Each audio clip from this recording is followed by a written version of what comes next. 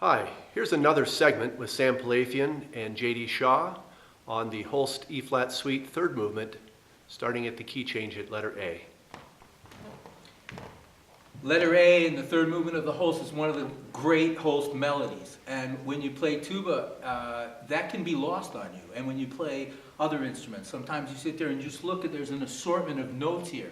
And so they must be related to something. So if we all learn the melody, that changes the whole game. So I'm going to ask JD to play the melody, which he has in his part.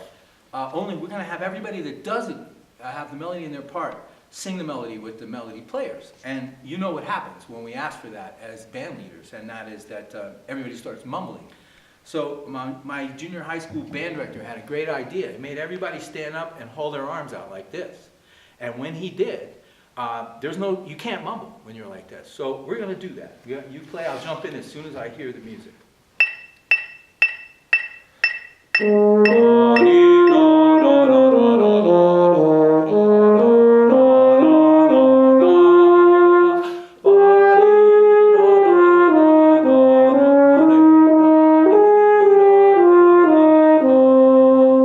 That's one of those things that if you're sitting there doing the rehearsal, everybody's really thinking it's funny, half the people laugh, and then people start doing what I did, and I wasn't thinking about it. Well, they start to move, and it starts to relax you to take big breaths and flow the melody.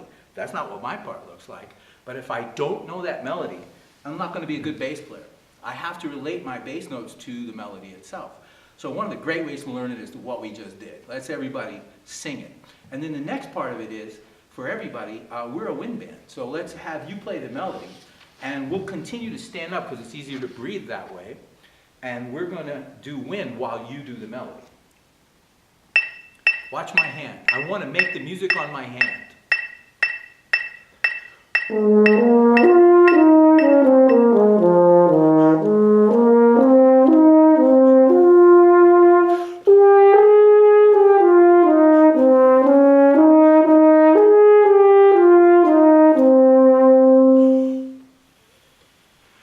The further I get away from my face, the more I have to project to get there. So I'm having what is a more wind-like experience than I'll need to play this big tuba. And that's a beautiful way to get everybody extroverted and making wind happen in the wind band. It's like Sesame Street. This is brought to you by wind, this piece of music. So now we're going to do a one-note version of this piece. And we'll take that air and we'll turn it into music. That's much more air than I'll ever need to play this instrument, the biggest one in the band. So let's do that. We'll do that, but let's do it with the music pattern. So I'm going to follow your melody, which is going to be made in one note, A-flat concert. Okay. And I'm going to play my part, which is shorter notes, but all on the same pitch. Everything about the music except on one note.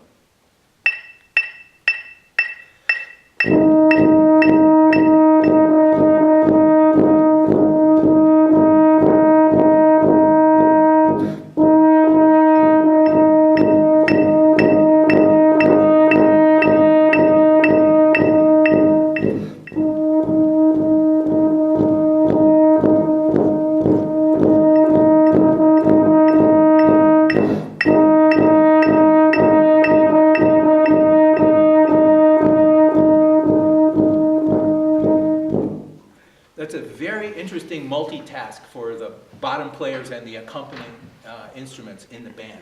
As you play, you've got two issues. The first one is the time, and the second one is the line. And you want to keep the pressures of the line expressed in the bass line.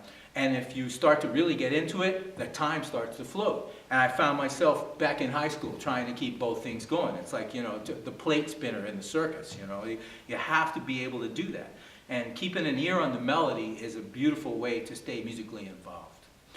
So now, there's another part to this, which is if you look at a cluster of just quarter notes, they don't make any musical sense. And then if you're playing horn in a normal march, you're looking at the pas. I'm the and you're the pa. But they have to make musical sense. And so what we do is turn everything into a chorale. And if one thing really made the lights go off for me, the lights go on, sorry, for me, it was to play everything as a chorale. So I take all these short notes and turn them into long notes and listen to how they relate to each other. So this is when the awareness of the line, even though it's a bass line, starts to turn up.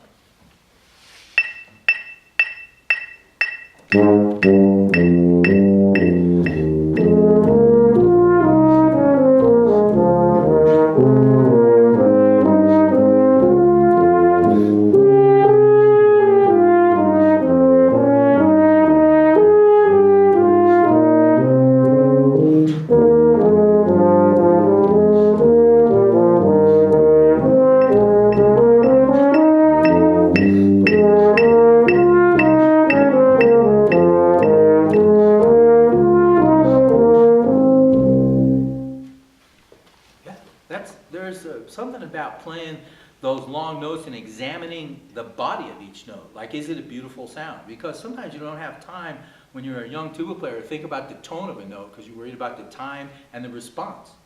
Staccato is a very difficult subject, but when you play long tones and then your band director tells you that staccato is a baby long tone, it's a little tiny long tone, and that it has a body, that changes everything.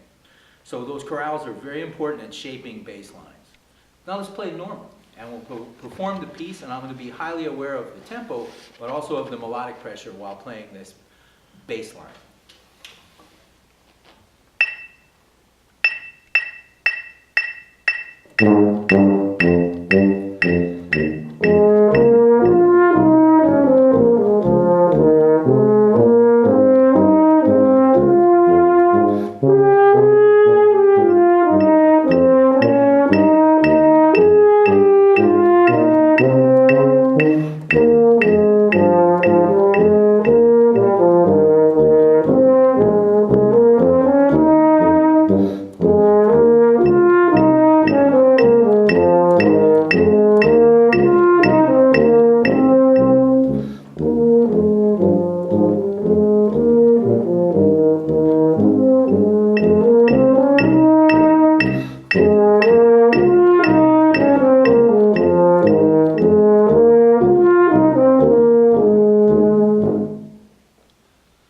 So very important that we realize that the minute I paid attention completely to JD's melody, I compressed these quarter notes and quarter rest. I squeezed them together. That's the most common mistake made by bassline players, is to compress the rests. And so and the minute I got the metronome turned back on and understood that I was rushing, I turned my subdivision back on. I still could hear JD. He was in my sound environment, and I kept the thing right.